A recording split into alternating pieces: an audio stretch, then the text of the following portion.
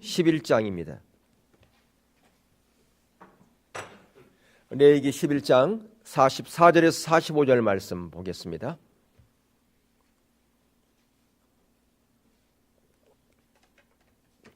우리 한 목소리로 합독하겠습니다. 눈으로만 보지 마시고 입을 열어서 크게 합독했으면 좋겠습니다. 시작. 나는 여호와 너희의 하나님이라. 네가 거룩하니 너희도 몸을 구별하여 거룩하게 하고 땅에 기는 길짐승으로 말미암아 스스로 더럽히지 말라. 나는 너희 하나님이 되려고 너희를 애굽 땅에서 인도하여 낸 여호와라. 네가 거룩하니 너희도 거룩할지어다. 아멘. 오늘 본문의 말씀 지난주에도 살폈지만 저와 여러분을 어디로 초대하고 있냐면 하나님의 거룩함에 초대하고 있습니다. 어떻게 하나님의 거룩함에 초대하는가? 내가 거룩하니 너희도 거룩하라고 하는 그 말씀은 하나님의 거룩함으로 여러분을 초대하고 있다라고 하는 것입니다. 근데 우리 인간은 스스로는 거룩해질 수 없습니다. 아담과 하와가 에덴 동산에서 선악과를 따먹은 이후에 우리는 죄를 범했기 때문에 하나님의 그 깊은 담이 쳐져 있어서, 깊은 골이 쳐져 있어서 우리는 하나님께 나아갈 수가 없습니다. 왜냐하면 하나님은 거룩한 분이기 때문에 우리가 거룩해지지 않고서는 하나님 앞에 나아갈 수 없다라고 하는 것입니다. 우리 모든 죄가 있기 때문에 이 죄를 가지고서는 하나님 앞에 갈 수가 없어요. 그래서 하나님께서 우리 가운데 바로 하나님께로 나아갈 수 있는 길을 열었는데 그게 바로 뭐냐? 제사라고 하는 것입니다. 바로 제사를 통해서 짐승이 제물이 되어 짐승이 피를 흘림으로 말미암아 바로 우리 죄를 대신 짐승이 죽고 그 피로 우리가 제사함을 얻어서 하나님께 나아갈 수가 있었다라고 하는 것입니다. 그런데 이 제사는 오늘날 말하면 뭐냐? 예배인 거죠. 오늘날 말하면 예배이죠. 그러니까 그 구약의 제사와 오늘 예배는 같은 것이다라고 하는 것을 우리는 이미 살펴보았습니다. 우리는 성막의 예배를 통해서 그 성막의 예배가 최종적으로는 바로 지성소의 예배죠. 바로 하나님의 그 영광이 거하는 그 언약궤 앞에서 드리는 예배, 그게 진정한 예배인 것입니다. 바로 그 예배가 구약에서는 다윗 장막에서도 그 예배가 드려졌어요. 그러니까 실로에서 구약의 예배가 여전히 언약궤가 뺏긴 이후에도 드려지고 있었지만 그곳에서는 지성소의 예배는 드릴 수가 없었습니다. 왜? 지성소에는 언약궤가 없기 때문에. 그런데 이제 그것이 블레셋에게 뺏겼다가 다시 유대 땅으로 돌아오지 않습니까? 그래서 그 예루살렘의 그 성막 안에서 그 언약궤가 노출된 그곳에서 무슨 예배가 드려졌느냐? 지성소 예배가 드려진 것이죠. 바로 그것을 다윗 장막 예배라 그렇게 말씀하고 있고요. 사도행전 15장에서 바로 그 예배가 지금 회복될 때라고 그렇게 말씀하시면서 신약의 예배가 이제 시작되었던 것을 볼 수 있습니다.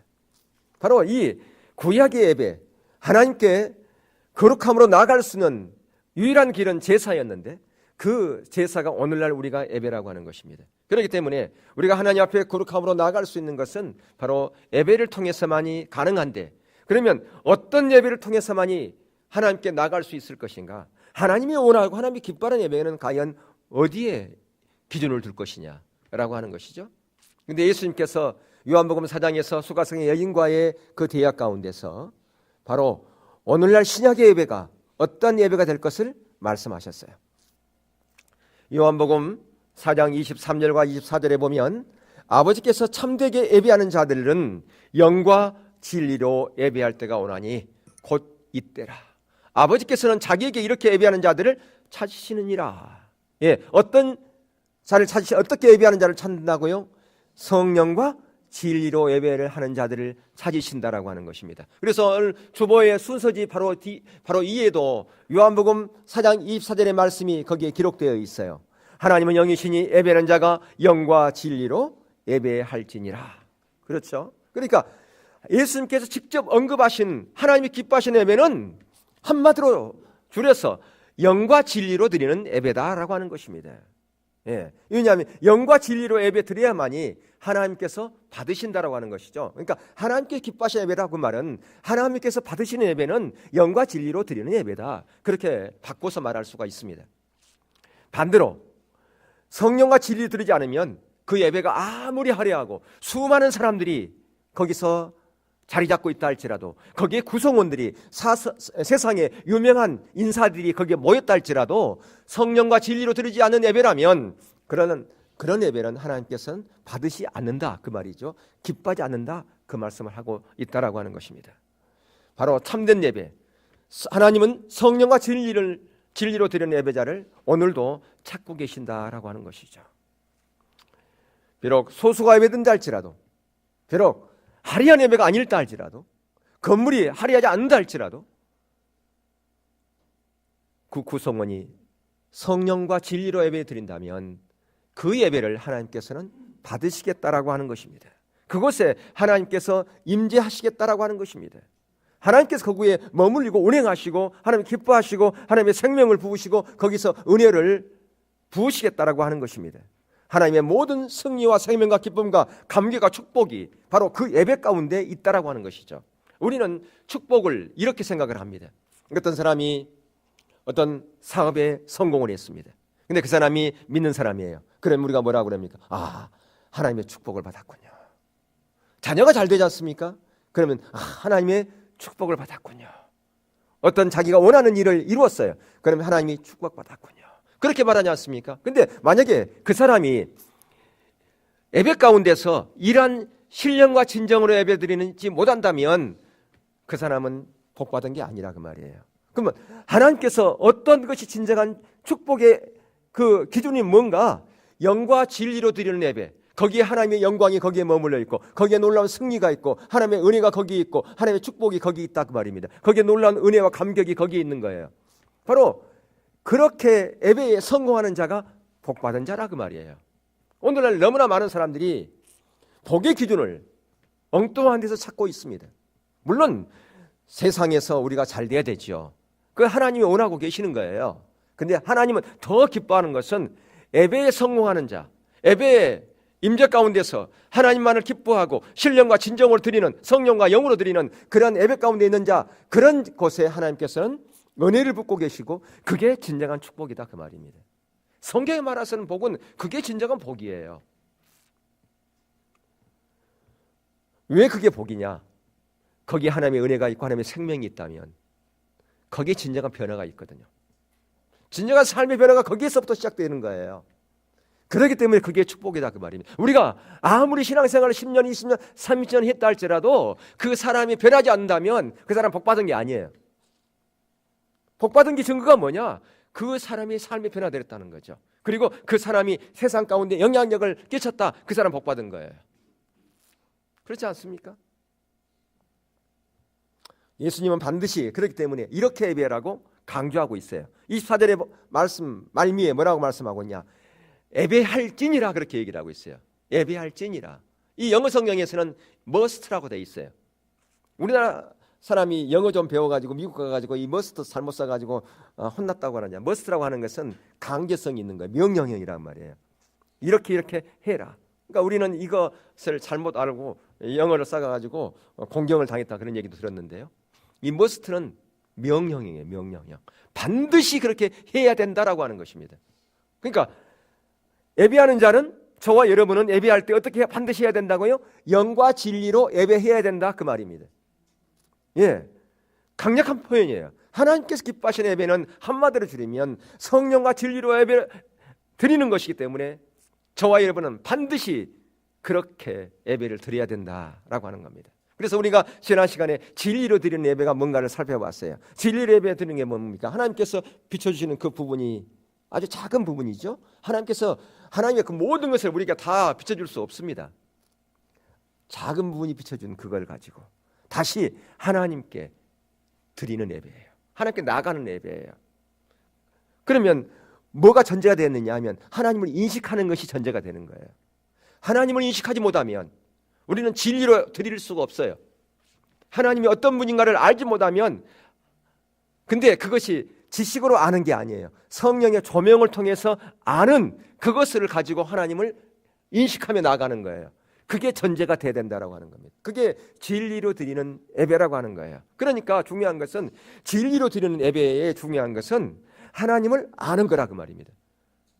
하나님을 신뢰하는 거라 그 말이에요. 그러기 위해서는 우리가 말씀도 알아야 돼요. 근데 말씀을 알되 매일 우리가 묵상하는 게 이게 중요한 거예요. 묵상은 성령의 조명을 통해서만 묵상이 되는 거예요. 그렇지 않으면 그냥 지식으로 아는 것 뿐이에요. 말씀 묵상을 통해서 살아계신 하나님을 만나는 시간이라 그 말이에요. 그러니까 하나님과 우리가 데이트하는 것은 여러 가지 있어요. 여러분 이 예배를 통해서도 데이트할 수 있어요. 하나님과 만나면 경배를 통해서 그리고 말씀 묵상을 통해서 기도를 통해서 주님과 데이트합니다. 또한 그것만 가지고 하는 게 아니에요. 우리의 모든 삶의 영역에서도 할 수 있어요. 차를 타고 가면서도 할 수 있고 요리를 하면서도 할 수 있고 일을 하면서도 공부를 하면서도 할 수 있습니다. 어떻든 간에 우리가 진리로 예배를 드리는 것은 하나님께서 말씀하신 그것을 하나님이 어떤 분인가를 인식하고 성령의 조명을 통해서 인식하고 그걸 가지고 하나님께 나아가는 예배가 진리로 드리는 예배다라고 하는 것입니다. 그 진리로 드리는 예배, 그 예배에 우리는 하나님과 데이트하는, 그러니까 하나님의 얼굴을 구하는 성령에 드리는 예배도 마찬가지지만 거기서 중요한 것은 하나님의 얼굴을 구하는 것이 중요해요. 그러니까 하나님의 얼굴을 구한다는 것은 다른 쉽게 얘기하면 하나님 그분 자신만을 구하여 나아간다 그 말입니다. 하나님께 나아갈 때 다른 것 가지고 나아가면 안 된다라고 하는 거예요. 하나님과 데이트니까. 여러분 데이트할 때는 그 상대방이 원하는 것, 상대방이 기뻐하는 것 그것만 생각해야지 회사에서 일하는 거 그거 가지고 그냥 그대로 또 가지고 가면 안 되잖아요. 회계장부 가지고 와서 거기서 또 그거 가지고 꺼내놓고 그 얘기하면 안 되잖아요. 주제가 회사에서 있었던 그 회계의 일이 주제가 되면 안 되지 않습니까? 상대방이 원하는 거, 상대방이 뭘 기뻐하는 거 그게 주제가 돼야 되잖아요. 그래야 그게 교제가 진행되어지는 거 아니겠어요? 하나님과 우리가 만남도 마찬가지입니다. 예배도 마찬가지다 그 말이죠. 그렇게 우리는 진리로 드리는 예배로 나가야 돼요. 그리고 뭐가 있다고 그랬어요? 성령으로 드리는 예배. 그러면 성령을 드리는 예배는 뭐냐? 성령의 임재와 조명과 성령의 나타남 가운데 드리는 예배라 그 말이에요. 그러니까 성령을 드리는 예배에서는 중요한 것은 뭐냐? 성령의 임재, 조명, 나타남 이게 돼야 된다 그 말이죠. 그러니까 성령을 드리는 예배가 되기 위해서는 가장 필수적으로 성령께서 임재해야 된다 그 말입니다.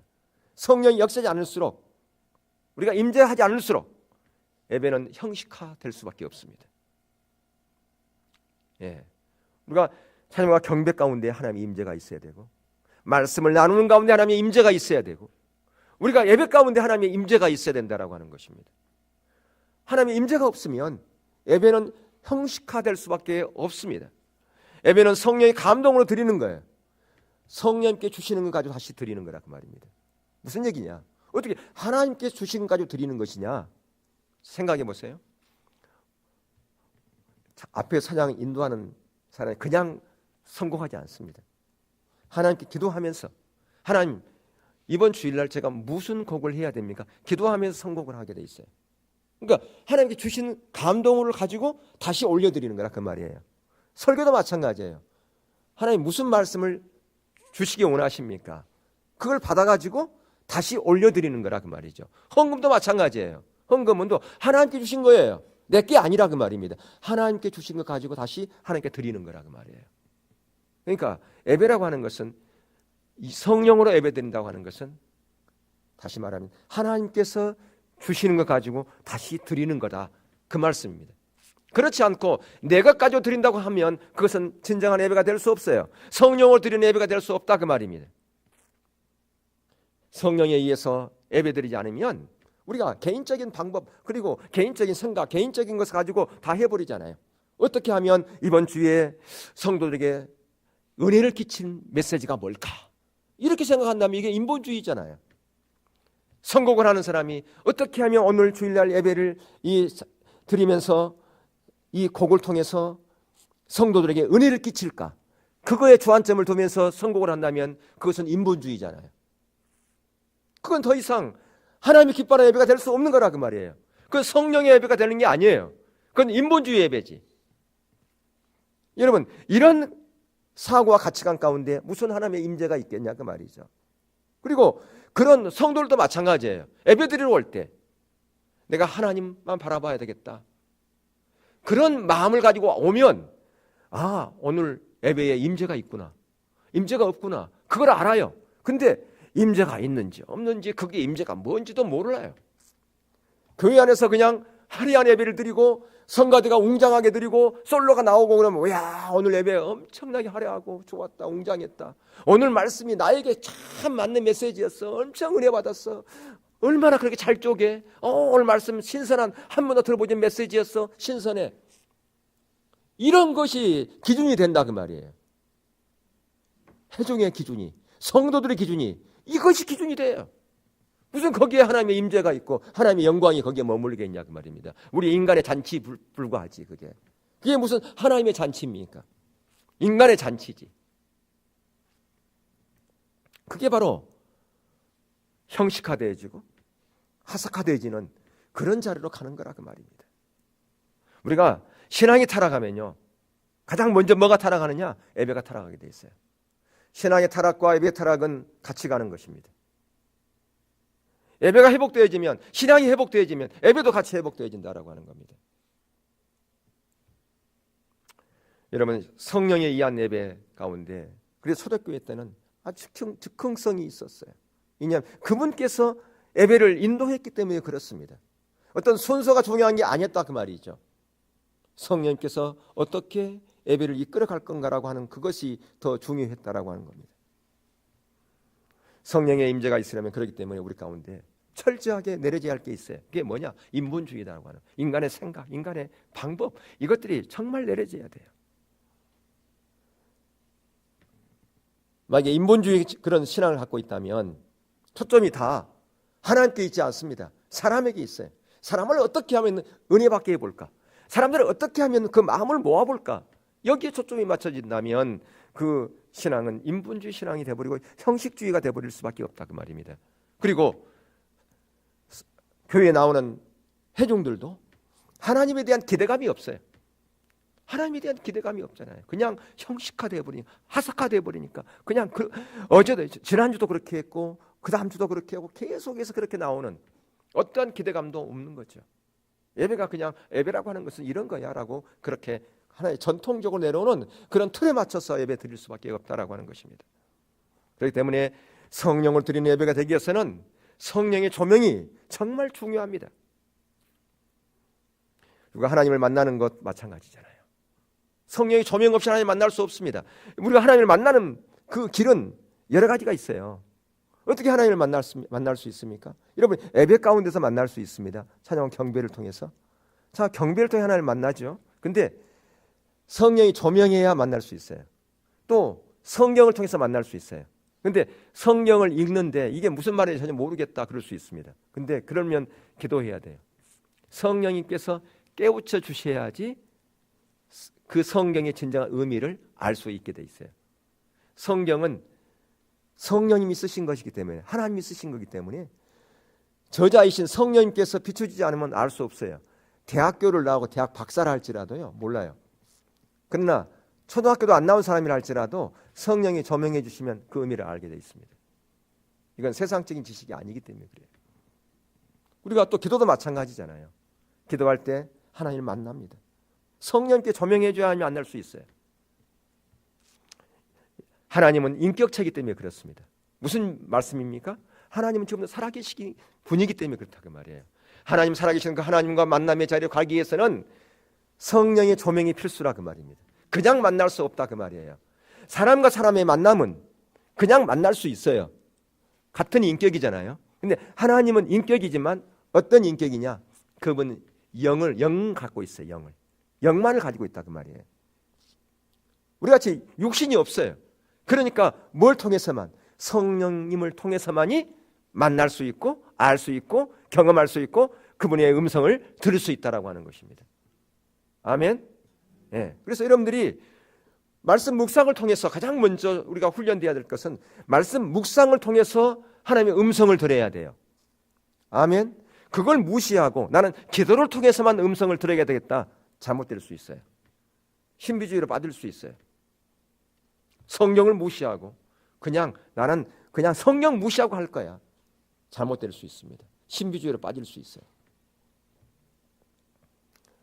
이처럼 우리는 성령의 조명 없이는 우리의 신앙 자체가 불가능합니다. 하나님께 나아가는 것 자체가 불가능해요. 하나님 만나는 것, 하나님의 의도와 목적을 아는 것 자체가 불가능하다고 하는 것이죠. 근데 이렇게 성령의 조명을 방해하는 것이 있어요. 뭘까요? 우리의 생각입니다. 성령의 조명을 방해하는, 다시 말하면 우리의 예배를 방해하는, 하나님께 나아가는 것을 방해하는 가장 큰 적이 뭐냐? 자기 생각이라니까요. 지금도 여러분들이 말씀을 들으면서 계속 다른 생각이 들어와. 어제 있었던 어떤 일, 그게 떠올라. 친구가 만났던 생각이 떠오르고, 회사에서 있었던 일이 떠오르고, 그런 게 계속 떠오릅니다. 누가 그렇게 하는 줄 아세요? 사단이 그렇게 하는 겁니다. 사단이 계속해서 우리가 하나님을 만나는 거 방해하고 예배하는 거 방해해요. 뭘 통해서? 우리의 생각을 통해서 그렇게 방해한단 말이에요. 그럼 우리는 어떻게 해야 되느냐? 그 방해하는 그것에 그냥 그래요. 넘어가는 그 누가 좋아하는 게? 사단이 좋아하는 거죠. 계속 물리쳐야 돼요. 내가 예수 그리스도를 명하노니 나에게 엉뚱한 생각을 주게 하고 잘못된 생각을 주게 하고 어둠의 생각을 주게 하는 이 어둠의 세력은, 사단의 세력은 따라갈지어다 하고 예수님 이름을 물리쳐야 된다 그 말입니다. 그리고 의지를 발동해서 하나님, 이 시간 내가 주님께 집중할 수 있도록 도와주세요. 제 힘으로는 안 돼요. 주님 은혜를 부어주세요. 이렇게 은혜를 구하면서 지속적으로 나아가야 진정한 예배자로 갈 수 있는 거예요. 그렇게 하지 않으면서 어떻게 우리가 참된 예배자로 갈 수 있습니까? 어떻게 성령의 지배를 받는, 인도를 받는 그런 예배자로 그냥 갈 수 있냐? 자동적으로 되는 게 아니에요. 예. 우리가 하나님께 나아갈 때 하나님께서 우리 가운데 성령님을 통해서만이 나아가게 우리를 그렇게 하는 길로 인도하셨다고 하는 것입니다. 그러니까 구약에서는 하나님께 나가는 길이 뭐였어요? 제사였다 그 말이에요. 오늘날은 뭐예요? 예배라고 하는 것입니다. 또한 하나님께 나가는 길이 또 하나가 있어요. 그게 뭐냐? 십자가의 복음입니다. 복음을 통해서만 하나님께 거룩하게 나아갈 수가 있어요. 여러분, 십자가의 복음, 다시 줄여서 복음입니다. 자, 여러분, 복음을 전한다. 내가 복음을 받았다. 여러분, 그렇게 우리가 보통 말하잖아요. 복음은 뭐예요? 십자가의 복음은 뭡니까? 예? 예, 유아실 십자가의 복음이 뭐예요? 여기 봐요. 유아실 어디 보고 계세요? 유아실 들려요? 예, 여기를 집중하세요. 예. 자, 복음을 전한다. 그럼 뭘 전한다는 겁니까? 예? 뭘 전해요? 복음을 전한다. 우리가 그동안 십자가 복음을 그렇게 전했는데 엉뚱한 답이 나오고 있어요. 지금 저에게. 십자가 복음은 뭐예요? 예? 십자가 복음은 뭘 얘기하는 겁니까? 복음을 전한다. 그러면 결국 누구를 전하는 거예요? 예수님 전하는 거잖아요. 예수 믿고 구원받으라는 거 아니에요. 그게 복음이죠. 십자가에 달리신 예수 그리스도 그분이 십자가의 복음이에요. 복음은 인격체입니다. 인격체를 전하는 거예요. 살아계신 분을 전하는 거라 그 말입니다. 죽은 신을 전한 게 아니라 그 말이에요. 그러니까 복음은 능력인 거예요. 복음은 파워풀한 거예요. 왜? 살아계신 분을 전하잖아요. 십자가에 달리신 예수 그리스도 그분이라 그 말입니다. 복음이라고 하는 것은. 그러니까 십자가 복음을 통해서 우리가 거룩해지는데 그 말은 뭐냐? 예, 여러분, 십자가 복음을 통해서 거룩해진다는 것은 십자가에서 예수님께 죽으셨잖아요. 피를 흘리셨잖아요. 대속의 피를 통해서만이 거룩해진다 그 말이에요. 대속의 피를 통해서만이. 자, 그러면 어떤 사람이 그렇게 질문한 사람이 있어요. 아니, 우리가 처음 예수 믿을 때 그때 대속의 피를 통해서 우리가 구원받았잖아. 근데 무슨 또 대속의 피로 또 거룩해집니까? 이렇게 의문을 제시하는 사람이 있어요. 그러니까 성경 말씀이 그런가 안 그런가를 봐야 돼요. 요한복음 6장 53절 56절까지 한번 같이 읽어보겠습니다. 시작. 예수께서 이르시되 내가 진실로 진실로 너희에게 이르노니 인자의 살을 먹지 아니하고 인자의 피를 마시지 아니하면 너희 속에 생명이 없느니라. 내 살을 먹고 내 피를 마시는 자는 영생을 가졌고 마지막 날에 내가 그를 다시 살리리니 내 살은 참된 양식이요 내 피는 참된 음료로다. 내 살을 먹고 내 피를 마시는 자는 내 안에 거하고 나도 그 안에 거하나니. 예, 이 예식을 영원히 내가 다시 올 때까지 행하라고 하면서 예수님께서 잡히시는 날 밤에 제 아들과 함께 만찬하시면서 떡을 떼면서 이건 내 살이다, 포도주를 따르면서 이건 내 피라, 내가 올 때까지 이 예식을 하라고 그랬죠. 그게 바로 오늘날 우리가 하는 뭐예요? 성찬 예식이잖아요. 그렇죠. 자, 그러면 여기서 이 말씀을 보면 내 살을 먹고 마신다, 이 의미는 예수 그리스도의 십자가라고 하는 것을 우리가 다 알 수 있어요. 예수님께서 십자가에 달리기 전에 이것은 내 살이다, 내는 피다, 그렇게 말씀하셨단 말이죠. 그러니까 예수님의 살과 피라고 하는 것은 주님의 십자가라고 하는 의미를 알 수 있어요. 근데 여기서 이 살을 먹고 마신다라고 하는 이 헬라의 시제의 문제가 있어요. 우리말 성경은 알 수가 없어요, 이 시제에 대해서. 근데 여기에 지금 먹고 마신다는 이 동사의 헬라의 시제가 두 가지로 나온단 말이에요. 53절에 나오는 시제와 54절 이하에 나오는 시제가 달라요. 53절의 시제는 뭐냐? 단순 과거형이에요. 단순 과거형. 나머지 시제는 현재형이란 말이에요. 단순 과거형은 과거의 어느 한 점적인 시간을 얘기하는 겁니다. 사진을 딱 찍듯이 과거의 어느 다시, 그럼 뭐냐? 우리가 과거에 구원받은 그 시점, 그건 점적인 시점이란 말이죠. 그때 예수 그리스도의 십자가를 통해서 우리가 거듭난 사건을 말하는 거죠. 그런데 그 거듭난 사건이 끝났는데 왜 계속해서 내 살과 내 피를 먹고 마시라고 현재형으로 계속 그렇게 먹고 마셔야 된다고 그렇게 말씀하고 계시냐 그 말입니다. 예? 내 살은 먹고 내 피를 마시는, 내 살을 먹고 내 피를 마시는 자는 내 안에 거하고 나도 그 안에 거한다, 그렇게 말씀하고 있어요. 그러니까 그 얘기는 뭐예요? 날마다 주님의 십자가를 붙잡는 자, 주님의 대속의 피를 바르는 자가 바로 예수님 안에 거하는 그런 주님과 동행하는 삶이 가능하다, 그 얘기하고 있는 거 아니겠어요? 다시 말하면 거룩한 삶, 거룩한 자만이 주님 안에 거할 수 있으니까 거룩함에 이룰 수 있다, 그 말씀이 하고 있다 그 말이에요. 창세기 4장에 가면 가인과 아벨이 제사를 지냅니다.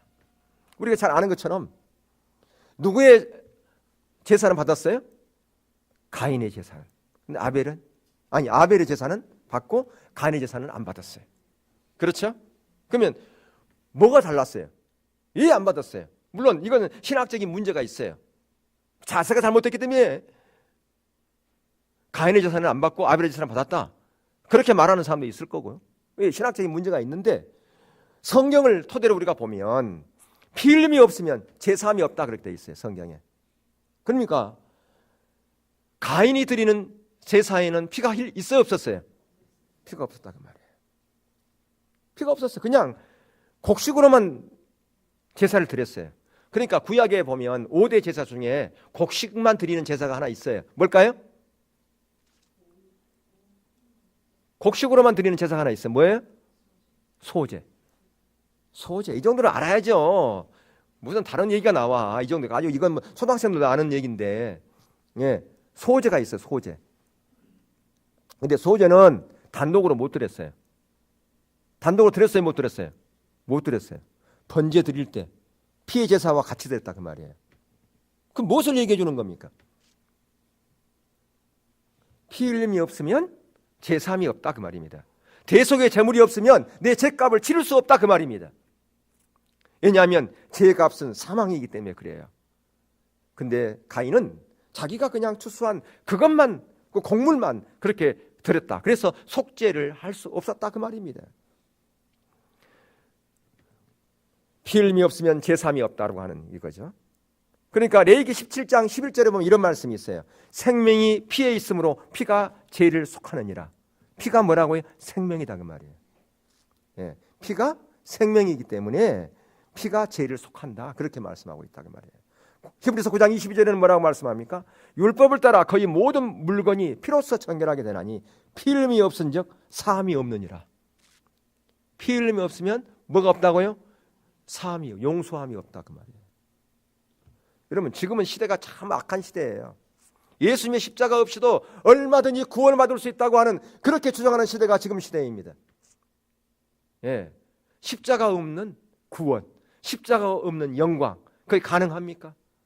길은 다르지만 목적지는 같다, 그렇게 얘기를 합니다. 모든 종교는 똑같다. 길이 다를 뿐이지 다 하나님의 길에 이룰 수 있다라고 그렇게 얘기를 합니다. 얼마나 신앙이 타락하면 오늘, 그래서 그런 것을 주장하면 많은 사람들이 박수를 쳐요. 종교가 그래야지, 종교가 그렇게 합해야지. 예. 왜 우리가 사람들로부터 편협하다고 그렇게 얘기를 듣습니까? 왜? 그렇게 하지 않으면 죽기 때문에 그러는 거죠. 우리 생명과 직결되기 때문에 그렇다고 말입니다. 그렇게 하면 뻔히 죽는지 아는데, 지옥으로 가는지 뻔히 아는데, 사람들 좋다고, 사람들이 인기 끌자고, 사람들이 그렇게 하면 박수치니까 그렇게 타협해서 가는 겁니까? 당장은 좋을지 몰라요. 그런데 언젠가는 우리가 하나님 앞에 갔을 건데 거기서 심판이 있다 그 말이에요. 우리 모두가 다 그럴 것인데 어떻게 타협합니까? 진리는 타협하는 게 아니에요. 진리는 어떤 것은 다 타협할 수 있지만 진리만은 타협할 수 없어요. 구원의 길은 예수 그리스도 십자가뿐이다. 이건 진리라 그 말이에요. 이 진리는 타협할 수 없는 거다 그 말입니다. 여러분, 교회 안에서 십자가가 그것을 빼버렸다고 하는 것은 그 뭐냐면, 피 흘림이 없다고 하는 것은 그 뭐냐면 회개 없는 예배라 그 말이에요. 회개가 없어. 왜? 사람들이 싫어하기 때문에. 죄를 지적하고 잘못된 것을 지적하면 싫어하기 때문에. 예, 모든 사람들이 세상과 타협해서 잘못된 길을 가고 있는데 그걸 지적하면 시험 들고 교회를 떠날까 봐서 그 사람들을 붙잡아 놓기 위해서 십자가가 증거되지 않고 있다 그 말입니다. 그 얘기는 뭐냐? 회개가 더 이상 필요 없다 그러면, 주님의 십자가의 보혈은 우리 한 몸에 바르다고 하는 것은 뭐냐면 회개하는 거예요. 회개를 하는 거예요. 하나님 앞에 회개하고 날마다 주 앞에 주님의 보혈로 우리를 덮는 거라 그 말입니다. 베드로가 예수님이 발을 씻으려고 그럴 때, 그때 뒤에 가운데 그러죠. 예수님께서 이미 목욕한 자는 뭐만 씻어야 된다고요? 발만 씻. 이미 우리는 아까 53절에서 요한복음 6장 53절에서 예수의 그리스도의 살과 피를 먹은 자예요. 그렇지만 계속해서 예수 그리스도의 살과 피를 먹어야 돼요. 계속 뭘 씻어야 되냐? 발을 씻어야 된다 그 말이에요. 우리에게는 원죄는 해결되었지만 계속 우리의 생각으로 지은 죄, 입으로 지은 죄, 그 모든 자범죄는 주님의 보혈로 씻어내야 된다라고 하는 겁니다. 날마다 주님의 십자가가 우리의 삶 가운데 필요하다라고 하는 것입니다. 왜? 그래야만이 예수 그리스도 안에 거할 수 있는 거예요. 거룩해질 수 있다 그 말입니다. 하나님 앞에 나갈 수 있기 때문에 그렇다는 거죠. 이처럼 우리가 거룩해지는 것은 십자가 복음을 통해서만이 거룩해지는 겁니다. 또 하나, 하나님 앞에 거룩해지는 것은 신앙의 본질을 통해서만이 거룩해질 수 있습니다. 여러분, 잘못된 예배 가운데 가장 두려워하는 일은 뭐냐면, 예배 가운데 예배 중심에 하나님이 있어야 되는데 하나님은 없는 거예요. 하나님을 잃어버리고 형식만 남았어요. 의식만 가득해. 본질은 없는 예배. 이 예배가 정말 두려운 예배라 그 말이에요. 여러분, 하나님을 잃어버린 사람들에게 있어서 예배라고 하는 것은 본질을 잃어버린 사람들에게 있어서 예배는 그것은 하나의 형식이요, 하나의 그 프로그램에 불과하다 그 말입니다. 그런데 우리가 그렇게 습관처럼 그런 예배를 계속 드리고 있다면 얼마나 큰 문제이냐 그 말이죠. 왜 우리가 습관처럼 그렇게 드릴 수밖에 없는가? 왜 내가 지금 드리는 예배가 하나님 앞에 잘못된 예배인지를 왜 모르는가? 영적으로 묻어있기 때문에 그렇습니다. 마치 나병 환자가 손가락이 떨어지는데도 불구하고 그걸 느끼지 못하잖아요. 우리가 영적으로 병들어 있으면 내가 지금 잘못된 길에 가 있음에도 불구하고 모르는 겁니다. 내가 지금 하나님 앞에 바른 예배를 드리고 있는지 잘못된 예배를 드리고 있는지 느끼지를 못해요. 영적으로 병들어 있으면, 영적으로 묻어져 있으면 그렇다 그 말이에요. 여러분, 우리가 잘 아는 구약 시대에 에레미야 시대나 이사야 시대, 예수님 시대에 그들은 화려한 예배를 드렸어요. 정성을 들여서 열정적인 예배를 드렸습니다. 그런데 결국 심판받았지 않습니까? 왜 그랬을까요? 자기들이 잘못된 예배를 드리고 있다는 것을 알았다면 그들은 돌이켰을 것입니다. 그런데 그들은 몰랐습니다. 어느 누구도 자기들이 드리고 있는 예배가 잘못된 예배인지를 전혀 알지 못했어요. 자기들은 지금 잘 드리고 있다고 생각했다 그 말입니다. 여러분, 하나님께서 우리 가운데 은혜를 먼저 주셨어요. 십자가의 사랑을 통해서, 독생자 예수를 통해서 우리를 구원하셨어요. 그게 놀라운 하나님의 은혜입니다. 여러분, 은혜 받은 자이기 때문에 우리가 하나님께 예배를 드릴 때 하나님의 원칙을 따라서 드리는 거라 그 말입니다. 왜 우리가 원칙을 따라 드려야 되느냐? 우리는 원래 죽으면 지옥 갈 수밖에 없는 그런 존재들이었어요.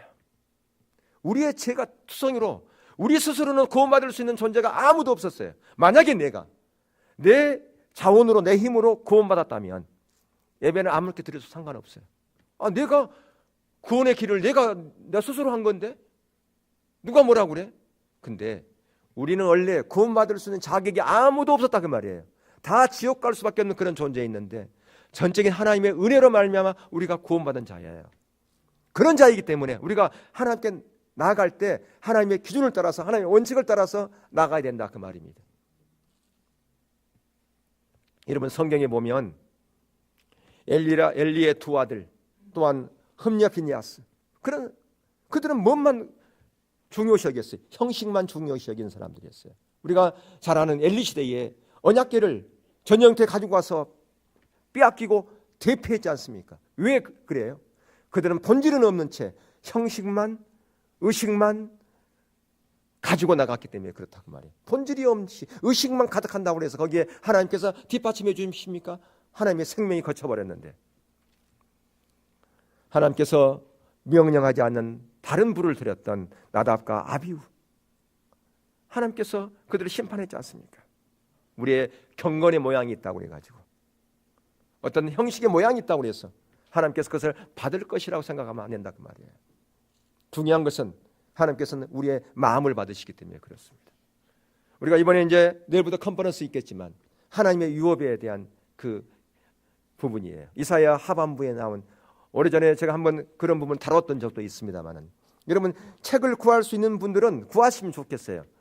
안 가신 분들은 가신 분들에게 부탁해서 책을 사달라고 그랬어요. 왜냐하면 컨퍼런스 기간에는 20% 세일하기 때문에 그래요. 예, 그 책 정말 필요한 책입니다. 근데 이사야 하반부는 그 회복에 대한 부분이에요. 그래서 어떤 신학자가 얘기합니다. 신약이 없다 할지라도 이사야 하반부만 있으면 모든 복음을 다 얘기할 수 있다. 그렇게 얘기를 해요. 그러니까 이사야는 66권으로 되어 있는데 정확하게 37장, 27장 딱 나눠져 가지고 앞에 37장은 구약에 대한 부분, 27장에 대한 후반부는 신약에 대한 부분이에요, 이게요. 근데 그 이사야 하반부에 나타나는 하나님의 놀라운 유업, 그리고 거기에 보면 하나님께서 하나님의 유업을 주시려고 하는 종들이 세 종이 나와요. 근데 그걸 이 컨퍼런스 때 강의할 때 그 그림을 이해 못하는 사람이 너무 많더라고요. 그래서 이번에 참석하는 우리 성도들 제가 그 그림 그리면서 설명해 주려고 그래요. 사모님들도 그걸 몰라가지고 제가 설명을 해줬어요. 이건 이렇게 하면 훨씬 쉽습니다. 이렇게 설명하면 쉽네요. 그러더라고요. 내가 그 아주 쉽게 하는 방법을 제가 알려주려고 그러는데 거기에 보면 세 종류 하나님의 종이 있어요. 이스라엘은 불충한 종이에요. 하나님께서 그들을 통해서 하나님의 놀라운 계획을 이루려고 그랬는데 그들은 자기만 생각하고 결국 하나님 버림받았죠. 그래서 누가 오셨느냐? 진정한 종, 하나님의 신실한 종 예수님이 오신 거예요. 그래서 그 종을 통해서 유대인 포함해서 이방인들을 합해서 새로운 하나님의 종, 그게 뭐예요? 오늘날의 교회이고 교회 공동체인 저와 여러분 것이죠. 예. 근데 이렇게 하나님의 놀라운 그 유업을 이 오늘날의 교회를 통해서 저와 여러분을 통해서 이루려고 하는데 그거에 있어서 중요한 자세 하나가 있어요. 그 자세가 없으면 우리는 금방 형식으로 가버리고 인본주의로 가버립니다. 이사야 66장 2절에 여러분 강조한 것처럼 거기에 뭐예요? 거기에 예수님께서 산상수훈을 말씀하시면서 가장 먼저 말씀하신 거예요. 심령이 가난한 자는 복이 있나니 그랬잖아요. 예수님께서 심령이 가난하고 애통해하며 하나님 말씀에 떠는 자, 그런 자를 하나님께서 어떻게 여기신다고요? 돌보신다고요. 그런 자를 귀하게 여기신다는 말이에요. 그 자세가 있어야 돼요. 우리가 심령이 가난해야 돼요. 애통해야 돼요. 왜 애통해야 됩니까? 나의 모습을 보면서 내가 하나님을 몰래 떠난 내 모습을 보면서 애통해하고 하나님의 은혜가 아니면 내가 살 수 없는데 내가 하나님을 버리고 하나님 멀리 떠났습니다. 그런 자만이 하나님의 말씀 앞에 두렵게 떱니다. 자기의 모습을 보면서 그런 자세 가운데 있어야 진정한 회복의 자리로 가는 것입니다. 마찬가지로 우리가 아무리 십자가의 복음 신앙의 본질 예배의 복을 외쳤다 할지라도 이런 자세가 없으면 그것은 단순히 머리에 지식으로 아는 것밖에 없다 그 말입니다. 지식으로 아는 것 그거 중요하지만 여러분 주일날 아무리 내가 설교를 듣고 말씀을 들어도 그게 머릿속에만 들어있다면 아무런 의미가 없어요. 그걸 가슴으로 끌어들여야 된다 그 말입니다. 그것 때문에 애통해야 돼요. 그것 때문에 가슴을 치고 회개하는 자라고 하고 하나님 말씀 앞에 두렵고 떨리는 자리로 서야 된다 그 말입니다. 그런 자리로 갔을 때 하나님께서 우리를 거룩함의 자리로 초대해요. 왜 우리를 거룩하게 하는 자리로 초대한다고 그랬습니까? 그런 자만이 하나님의 유업을 받을 수 있기 때문에, 하나님의 유업을 받을 수 있기 때문에, 그런 자를 통해서 하나님의 역사를, 이 시대의 하나님의 뜻과 목적을 이루는 동역자로 세울 수 있기 때문에 그렇다고 말이에요. 지금 하나님께서는 저와 여러분을 하나님의 그 거룩함으로 초대하고 있습니다. 그곳에 여러분들이 반응하여 동참하는 자리로 갈 수 있기를 주의 이름으로 축원합니다.